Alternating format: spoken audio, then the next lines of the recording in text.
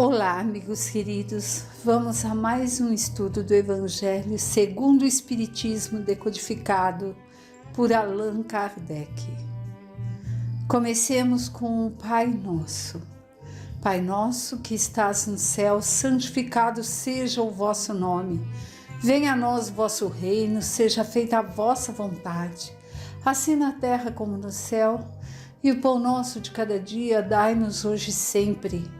Perdoai nossas dívidas como devemos perdoar aos devedores, e não nos deixe, Pai, que caiamos em tentações, e livra-nos de todo o mal. Que assim seja, com a graça de Deus. Bem, amigos, hoje nós vamos iniciar o estudo do capítulo 9 do Evangelho segundo o Espiritismo. Bem-aventurados aqueles que são mansos e pacíficos. Mansitude e ser pacífico, ser brando, que às vezes aparece também, significa uma postura interior da pessoa. É uma postura, uma essência da pessoa. Não é que a pessoa, para ser mansa, pacífica, ela tenha que ser conivente, né? Com as coisas que ela não concorda. Não é isso que Jesus nos mostra. A pessoa tem que ser firme, tem que expor sua opinião, mas nós vamos ver no desenrolar desse capítulo que tem que ser feita sempre com empatia, aquela de nós nos colocarmos no lugar do outro, de ouvirmos sim o que é necessário, mas assim como nós iríamos querer que falassem conosco com mansidão, de uma forma pacífica, sem raiva, sem rancor, assim também devemos agir, pois com raiva, com cólera, com essa angústia, com o menosprezo, não hemos de conseguir bons resultados, né? Então vamos à leitura. Bem-aventurados aqueles que são mansos e pacíficos. Injúrias e violências e instrução dos espíritos, a afabilidade e a doçura, a paciência, a obediência, a resignação e a cólera. Injúrias e violências. Bem-aventurados aqueles que são mansos, porque possuirão a terra. Mateus capítulo 5, versículo 4. Bem-aventurados os pacíficos, porque serão chamados filhos de Deus. Mateus capítulo 5, versículo 9. Aprendestes o que foi dito aos antigos: não matarás. Todo aquele que matar merecerá ser condenado pelo julgamento. Porém, eu vos digo que aquele que se encolerizar contra seu irmão merecerá ser condenado pelo julgamento. Que aquele que disser a seu irmão, raca, merecerá ser condenado pelo conselho. E aquele que lhe disser, és louco, merecerá ser condenado ao fogo do inferno. Mateus capítulo 5, versículo 21 e 22. Por estes ensinamentos morais, Jesus estabeleceu como lei a doçura, a moderação, a mansitude, a afabilidade e a paciência. Então, gente, olha o que lei é, quais são as leis que por esses ensinamentos Jesus estabeleceu como lei. Sermos dóceis, termos moderação, termos mansitude, afabilidade e paciência. É fácil? Não é. Mas depende de nós estarmos buscando isso tudo. E sabermos que quando Jesus fala que os pacíficos, dóceis, brandos herdarão a terra, ele fala dessa atitude interior da pessoa, né?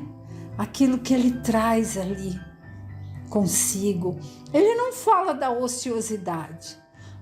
Então eu vou ser mansa, pacífica, vou ficar aqui sentada, vendo a nuvem passar, ver que figura tem lá no céu. Não é isso. Não é ser conivente com a violência. Eu sou uma pessoa mansa, então eu estou vendo ali alguém fazendo algo que não deve, mas não estou nem aí, não é comigo. Não é isso. Então a gente precisa estar ali percebendo que ser manso, pacífico, dócil é um estado da alma. E não quer dizer aquele que não faz nada. O pacífico, ele trabalha pela paz. Ele trata a todos e a tudo que há nesse nosso planeta e a todas as pessoas com bondade, com carinho, com empatia. Ele procura sempre se colocar no lugar do outro. Por vezes, ele até tem que tomar atitude firme, sim. Não é porque eu sou pacífica que eu vou deixar tanto faz a água correr para cima ou para baixo. Porém, sem raiva, sem jogar sobre aquele outro tudo aquilo que está pesando ali dentro do ser, sabe? Então é isso a diferença entre ser manso e pacífico. É mostrar sim o que está certo, o que está errado, segundo o nosso ponto de vista, mas principalmente levando em conta o que já sabemos pelo Evangelho de Jesus, mostrar, mas de uma forma branda, sem impor goela abaixo, como se diz, né? E é aquele que sabe colocar para o outro tudo o que precisa. Isso é ser uma pessoa mansa e pacífica. Tudo que o outro precisa ouvir, ele sabe colocar, mas com brandura. E que faz tudo o que é necessário para que a paz prevaleça, né? Então não é aquela pessoa que, eu tô vendo, não é assim, eu sou uma pessoa pacífica, mas vou chegar lá e vou acabar com isso agora. É diferente. Eu vou chegar, vou esclarecer, colocar meu ponto de vista, respeitar o ponto de vista do outro, mas dar a ele a chance de conhecer outra visão para que tenha a possibilidade de, se for do entendimento dele, mudar, né? É olhar para o outro com piedade, porque compreende quando o outro está ali numa atitude erradamente, né? Segundo as leis cristãs que a gente conhece, de violência. Muitas vezes a pessoa violenta ela própria, né? Querendo até tirar a vida e outras coisas, mas olhar como alguém que ainda não está sabendo o que está fazendo. Então, é sempre no olhar de auxílio. É nesse sentido que Jesus coloca que os mansos e pacíficos herdarão a terra. E não aquele manso, então não vou opinar, não vou dizer o que acho. Não é isso. Continuando. Condena, por conseguinte, a violência, a cólera e até mesmo qualquer expressão descortês para com nossos semelhantes. Raca era, entre os hebreus, um termo de desprezo que significava homem de má conduta e era pronunciado cuspindo-se, virando o rosto. Ele vai ainda mais longe, visto que ameaça lançar ao fogo do inferno aquele que disser a seu irmão: és louco. Então, Jesus condena dizer ao outro: raca, és louco. E lá já na época de Moisés, ele já pregava: não matarás, né? Mas o que é matar? Será que é só tirar a vida do próximo? Muitas vezes o matar significa também tirar a esperança do outro, falar de uma forma que menospreze, que rebaixe a pessoa. Aí é aquele matar aos poucos, sabe? Que vai ali de pouquinho em pouquinho, entrando ali na vivência da pessoa, na forma dela agir e fazendo com que se sinta mal. Então a gente precisa prestar bastante atenção nisso, é não dar a chance do outro aprender, é julgar, que não cabe a nós julgarmos. Aí a gente acaba matando o próximo também, e que não é correto, porque o matar não é só no sentido de tirar a vida física ali, né? porque espiritual a gente sabe que continua. Mas por vezes, às vezes até sem perceber, a gente diz uma coisa e no fundo a pessoa leva num sentido tão difícil que acaba sendo mais difícil o dia a dia dela. Então é importante o estudo do Evangelho porque a gente pense antes de falar. A gente já sabe que o pensamento, nós somos responsáveis por ele. Agora, quando ele sai e machuca alguém, piorou muito mais ainda, né? E aqui, fala assim, que ameaça lançar ao fogo do inferno. Eu sei que eu já falei no estudo do capítulo anterior, mas na época de Jesus, o que era tido como um inferno era lá para fora dos muros da cidade, tinha lá a Gina, lembram disso? Que era onde se colocava todo o lixo da cidade e punham fogo. E para que o fogo se mantivesse aceso sempre, eles iam lá e jogavam enxofre. E o fogo ficava queimando constantemente. Por isso era chamado de inferno. Então, é nesse sentido, quando lá se falava na época de Jesus falava de fogo do inferno, era nesse sentido, e não no sentido que se deu depois. Então, Jesus usava esse sentido ao fogo do inferno, que era um lugar de sofrimento, de queima ardente, mas porque era o que o povo conhecia como um lugar de inferno, que nada tem a ver com o inferno usado ali na Idade Média pela igreja. É bem diferente. Continuando a leitura. É evidente que, nesta como em qualquer situação, a intenção agrava ou atenua a falta. Mas porque uma simples palavra pode ser tão grave suficientemente para merecer uma reprovação tão severa, é que toda palavra que ofenda é a expressão de um sentimento contrário à lei de amor e caridade. De amor e caridade, que deve estabelecer as relações entre os homens e manter entre eles a concórdia e a união. Olha que interessante.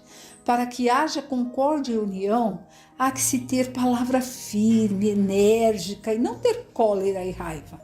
Com a cólera e raiva você se envenena e envenena o outro.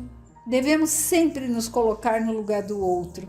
Com a caridade, isso não quer dizer cumplicidade. Eu não preciso ser cúmplice daquele que eu acho que está agindo de forma que eu não concorde. Porém, eu tenho que ter caridade ao olhar para ele. Devemos sempre, como eu já disse, respeitar o tempo do outro. Vamos continuar.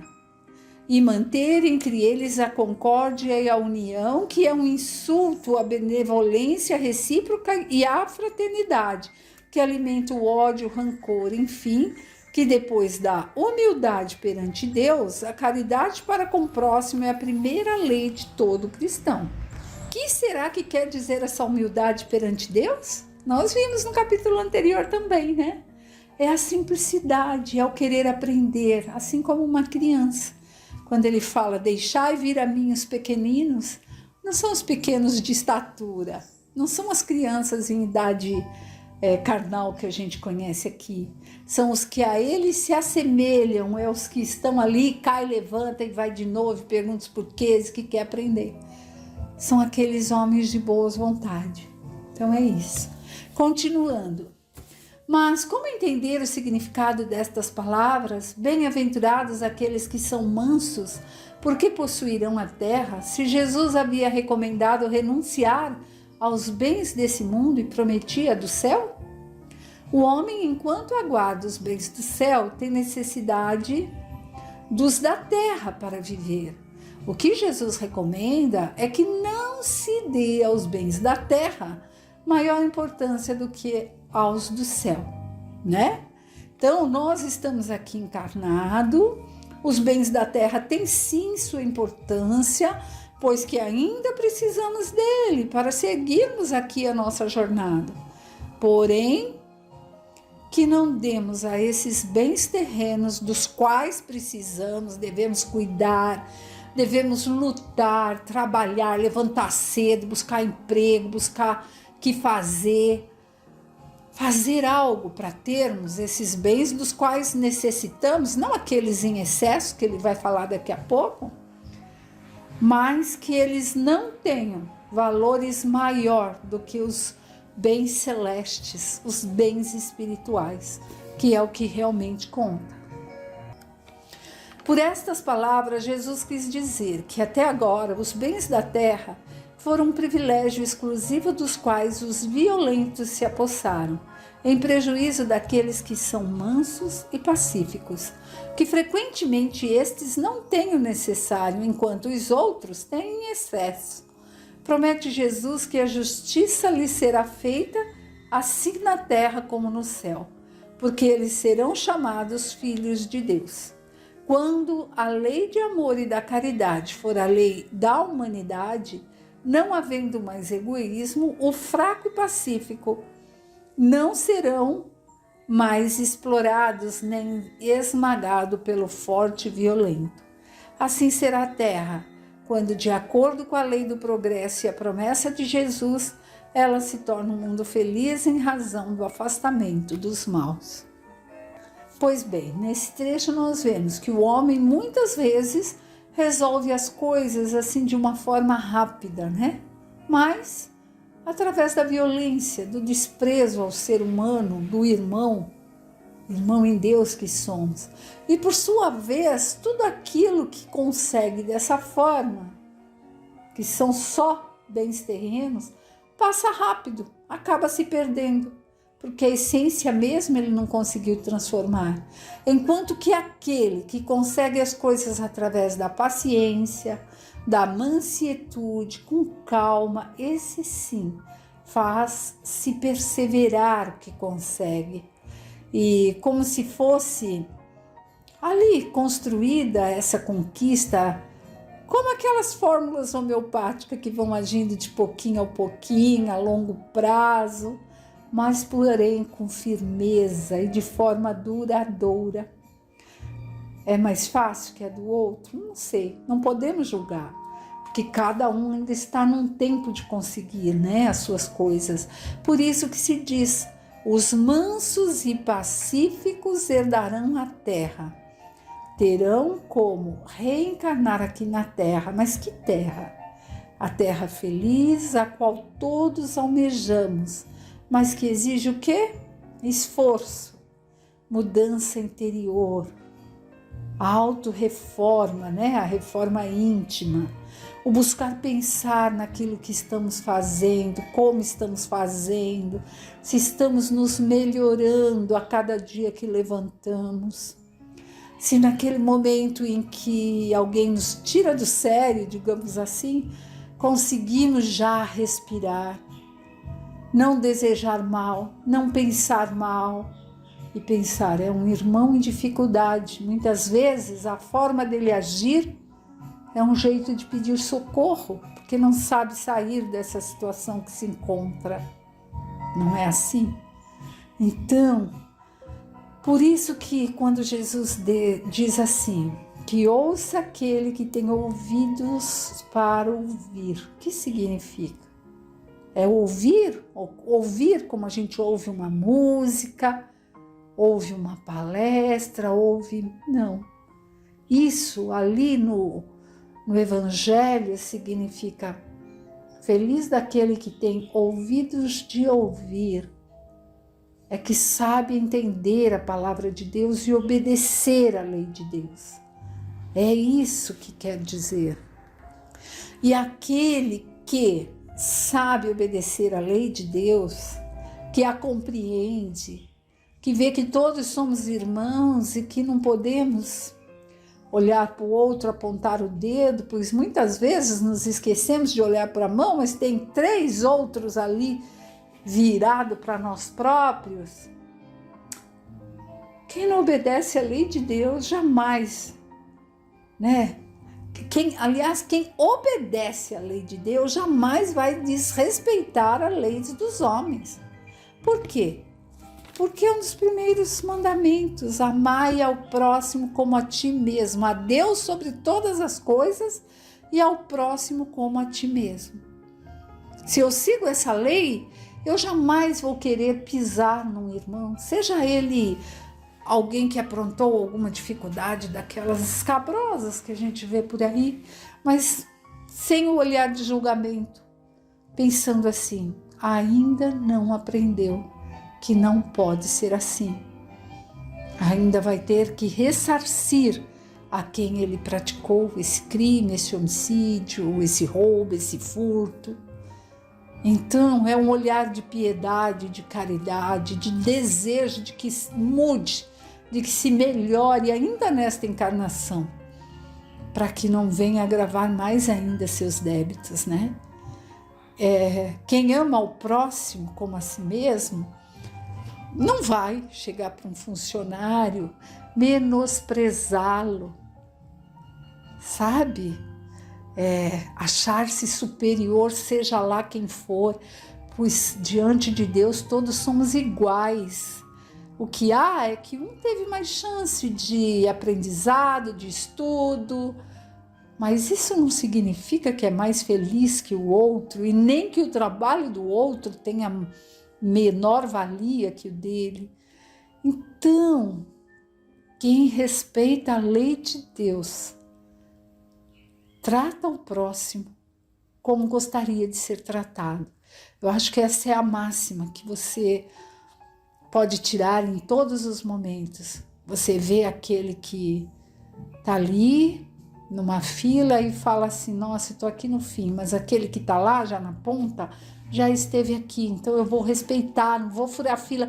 É simples esse exemplo, Silvia, é simples sim, mas são nas coisas simples que nós devemos começar a dar o exemplo a nós mesmos, para que elas se tornem realmente ali um degrauzinho, para que possamos irmos aprendendo a galgar com maiores aprendizados. Gente, obrigada pela atenção, fiquem com Deus e que Deus abençoe a todos nós. Que assim seja, graças a Deus.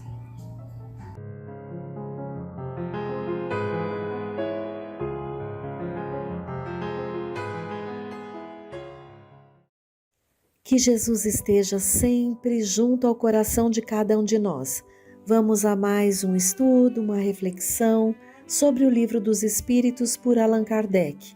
Estamos no livro 3º, capítulo 4, Lei da Reprodução.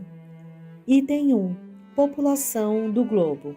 Kardec pergunta, 686. A reprodução dos seres vivos é uma lei natural? Isso é evidente. Sem a reprodução, o mundo corpóreo pereceria. 687. Se a população seguir sempre a progressão constante que vemos, chegará um momento em que ela se tornará excessiva na Terra? Não. Deus a isso provê, mantendo sempre o equilíbrio. Ele nada faz de inútil. O homem, que só vê um ângulo do quadro da natureza, não pode julgar da harmonia do conjunto. Vamos ao item 2, Sucessão e aperfeiçoamento das raças. Pergunta 688 de Allan Kardec. Há neste momento raças humanas que diminuem evidentemente. Chegará um momento em que terão desaparecido da Terra? Isso é verdade, mas é que outras lhes tomarão o lugar, como outras tomaram o vosso um dia. 689. Os homens de hoje são uma nova criação ou os descendentes aperfeiçoados dos seres primitivos? São os mesmos espíritos que voltaram para se aperfeiçoarem em novos corpos, mas que ainda estão longe da perfeição. Assim, a raça humana atual que, por seu crescimento, tende a invadir toda a Terra e substituir as raças que se extinguem, terá também o seu período de decrescimento e extinção.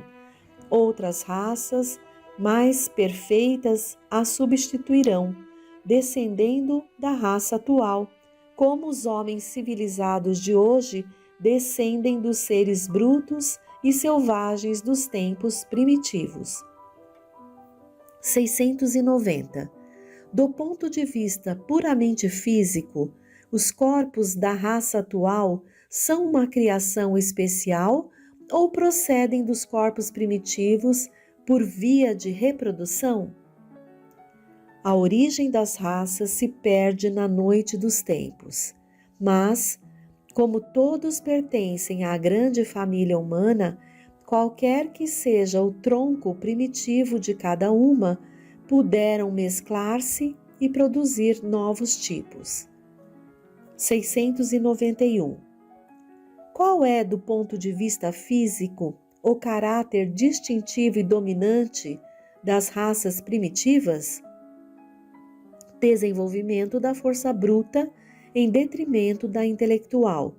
Atualmente dá-se o contrário.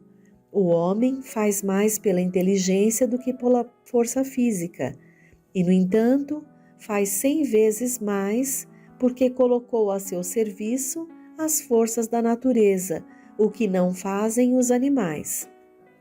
692. O aperfeiçoamento das raças animais e vegetais pela ciência é contrário à lei natural? Seria mais conforme a essa lei deixar as coisas seguirem o seu curso normal? Tudo se deve fazer para chegar à perfeição. O próprio homem é um instrumento de que Deus se serve para atingir os seus fins. Sendo a perfeição o alvo para o que tende a natureza, favorecer a sua conquista é corresponder àqueles fins. 692-A. Mas o homem é geralmente movido nos seus esforços para melhoramento das raças, apenas por interesse pessoal, que não tem outro objetivo senão o aumento de seu bem-estar. Isso não diminui o seu mérito? Que importa que o seu mérito seja nulo, contanto que se faça o progresso?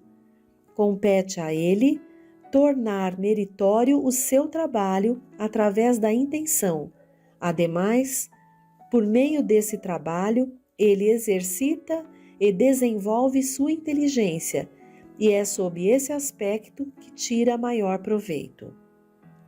Com relação ao primeiro item, população do globo, Kardec nos deixa claro que Deus está sob o comando de tudo.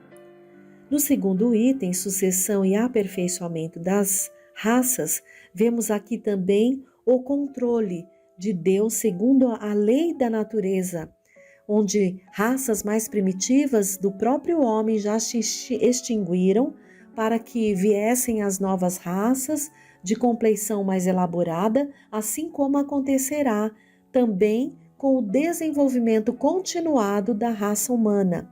Então, nossos corpos no futuro serão ainda melhor elaborados. Então, isso faz parte natural do progresso, da sucessão e aperfeiçoamento das raças. No item 3, vamos ver agora obstáculos à reprodução. Pergunta 693, Kardec diz: as leis e os costumes humanos que objetivam ou têm por efeito criar obstáculos à reprodução são contrários à lei natural? Tudo que entrava a marcha da natureza é contrário à lei geral. 693-A. Não obstante, há espécies de seres vivos, animais e plantas, cuja reprodução indefinida seria prejudicial às outras espécies e das quais em breve o próprio homem seria vítima. Seria repreensível deter essa reprodução? Deus deu ao homem, sobre todos os seres vivos, um poder que ele deve usar para o bem, mas não abusar. Ele pode regular a reprodução segundo as necessidades, mas não deve entravá-la sem necessidade.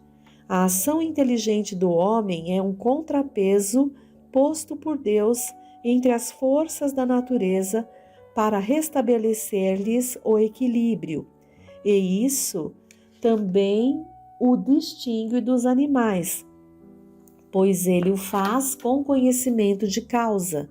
Os animais concorrem, por sua vez, para esse equilíbrio, pois o instinto de conservação que lhes foi dado faz que, ao proverem a própria conservação, detenham o desenvolvimento excessivo e talvez perigoso das espécies animais e vegetais de que se nutrem.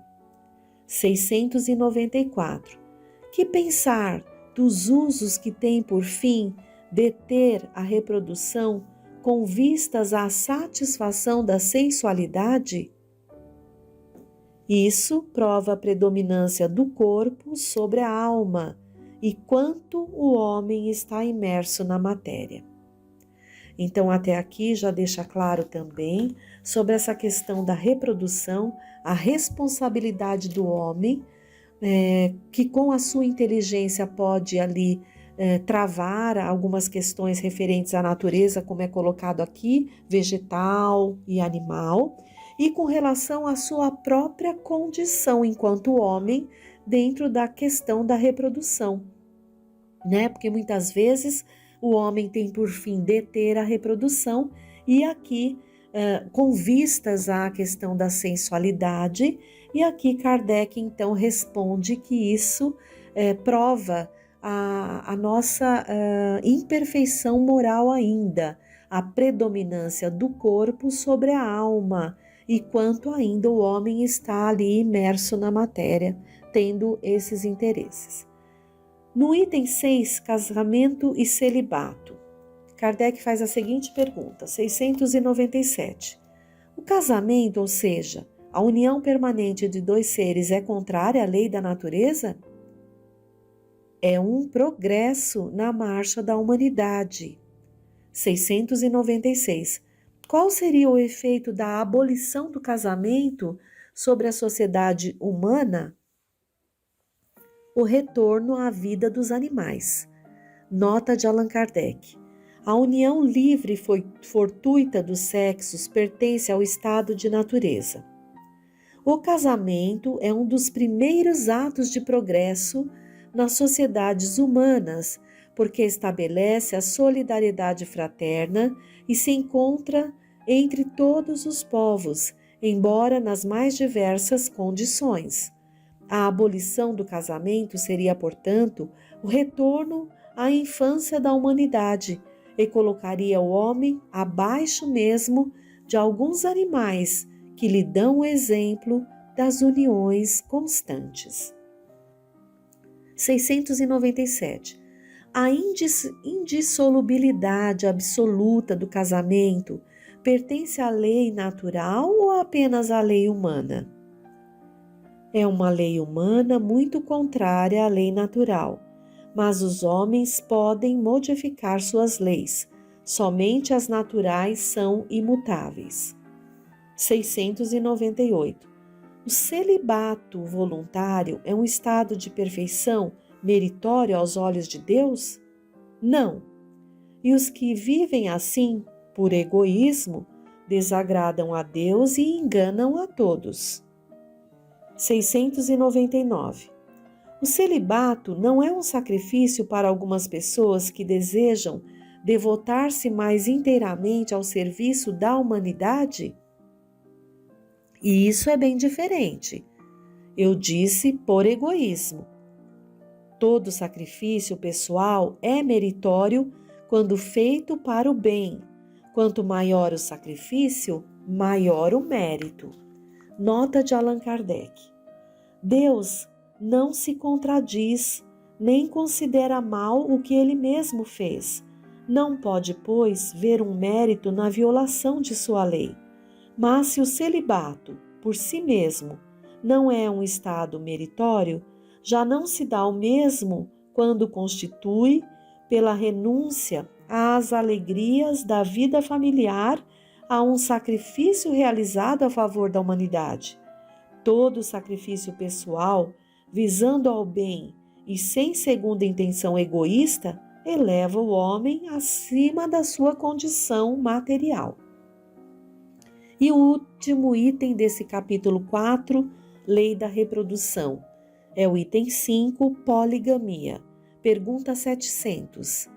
A igualdade numérica aproximada entre os sexos é um indício da proporção em que eles se devem unir? Sim, pois tudo tem um fim na natureza. 701. Qual das duas, a poligamia ou a monogamia, é mais conforme à lei natural? A poligamia é uma lei humana, cuja abolição marca um progresso social. O casamento, segundo as vistas de Deus, deve fundar-se na afeição dos seres que se unem. Na poligamia, não há verdadeira afeição. Não há mais do que sensualidade. Nota de Allan Kardec. Se a poligamia estivesse de acordo com a lei natural, devia ser universal, o que, entretanto, seria materialmente impossível em virtude da igualdade numérica dos sexos. A poligamia deve ser considerada como um uso ou uma legislação particular apropriada a certos costumes e que o aperfeiçoamento social fará desaparecer pouco a pouco. Então, nesses últimos itens aqui, vemos aqui o esclarecimento de Allan Kardec do quanto é importante a questão do casamento, que isso representa um progresso na sociedade. E quanto ao celibato, ou seja, a pessoa que não se vincula a ninguém, que não se casa, se for por egoísmo, Kardec deixa claro aqui que não é agradável aos olhos de Deus. Mas se uma pessoa renuncia a ter família por conta de servir à humanidade para o bem do próximo, aí sim esse sacrifício seria agradável a Deus. Vamos finalizar aqui buscando no livro O Homem Integral, pelo Espírito Joana de Ângeles, psicografado por Divaldo Pereira Franco, o capítulo 7, Plenificação Interior. Vai falar sobre problemas sexuais, relacionamentos perturbadores, manutenção de propósitos, leis kármicas e felicidade. E diz: problemas sexuais. Herança animal predominante em a natureza humana, o instinto de reprodução da espécie exerce um papel de fundamental importância no comportamento dos seres, funcionando por impulsos orgânicos nos irracionais. Expressa-se como manifestação propiciatória à fecundação nos ciclos orgânicos periódicos em ritmos equilibrados da vida. No homem, face ao uso, que nem sempre obedece à finalidade precípua da perpetuação das formas, experimenta agressões e desvios que o desnaturam, tornando-se o sexo fator de desditas e problemas da mais variada expressão. Face à sensação de prazer que lhe é inata, a fim de atrair os parceiros para a comunhão reprodutora, torna-se fonte de tormentos que delineiam o futuro da criatura. Considerando-se a força do impulso sexual no comportamento psicológico do homem, as disjunções orgânicas, a configuração anatômica e o temperamento emocional tornam-se de valor preponderante na vida, no interrelacionamento pessoal, na atitude existencial de cada qual. A sua carga compressiva, no entanto, transfere-se de uma para outra existência corporal, facultando um uso disciplinado, corretor, em injunções específicas que, por falta de esclarecimento, leva os indivíduos a uma ampla gama de psicopatologias destrutivas na área da personalidade. Com muita razão, Alice Bailey afirmava, diante dos fenômenos da alienação mental, que eles podem ser, abre aspas, de natureza psicológica, hereditários por contatos coletivos e kármicos, fecha aspas. Introduzia, então, o conceito kármico na condição de fator desencadeante das enfermidades, a expressar-se nas manifestações da libido, de relevante importância nos estudos freudianos. O conceito em torno do qual o homem é um animal sexual peca, portanto, pelo exagero. Naturalmente, as heranças atávicas impõem-lhe a força do instinto sobre a razão, levando-o a estados ansiosos como depressivos. Todavia, a necessidade do amor lhe é superior, por falta de uma equilibrada compreensão da afetividade, deriva para as falazes sensações do desejo em detrimento das compensações da emoção. Mais difícil se apresenta um saudável relacionamento afetivo do que o incurso apressado da explosão sexual, no qual o instinto se expressa, deixando não poucas vezes frustração emocional. Passados os rápidos momentos de comunhão física, e já se manifestam a insatisfação, o arrependimento, os conflitos perturbadores, a falta de esclarecimento no passado em torno das funções do sexo, os mistérios e a ignorância com que os vestiram, desnaturaram-no. A denominada revolução sexual dos últimos tempos, igualmente, ao demitizá-lo, abriu espaços de promiscuidade para o excessivo mitos do prazer, com a consequente desvalorização da pessoa que se tornou objeto, instrumento de troca, indivíduo descartável, fora de qualquer consideração, respeito ou dignidade. A sociedade contemporânea sofre agora os efeitos da liberação sem disciplina, através da qual a criatura vive a serviço do sexo, e não este para o ser inteligente, que o deve conduzir com finalidades definitivas e tranquilizadoras. As aberrações se apresentam nesse momento com cidadania funcional, levando seus pacientes a patologias graves que alucinam, matam e os levam a matar-se. A consciência deve dirigir a conduta sexual de cada indivíduo, que lhe assumirá as consequências naturais. Da mesma forma que uma educação castradora é responsável por inúmeros conflitos, a liberativa em excesso abre comportas para abusos injustificáveis e de lamentáveis efeitos no psiquismo profundo. A vida se mantém sob padrões de ordem onde quer que se manifeste. Não há aí exceção para o comportamento do homem. Por essa razão, o uso indevido de qualquer função produz distúrbios, desajustes, carências que somente a educação do hábito consegue harmonizar. Afinal, o homem não é apenas um feixe de sensações, mas também de emoções que pode e deve canalizar para objetivos que o promovam, nos quais centralize os seus interesses, motivando-o a esforços que serão compensados pelos resultados benéficos. Exclusão feita aos portadores de enfermidades mentais a se refletirem na conduta sexual. O pensamento é portador de insuspeitável influência no que tange a uma salutar ou desequilibrada ação genésica.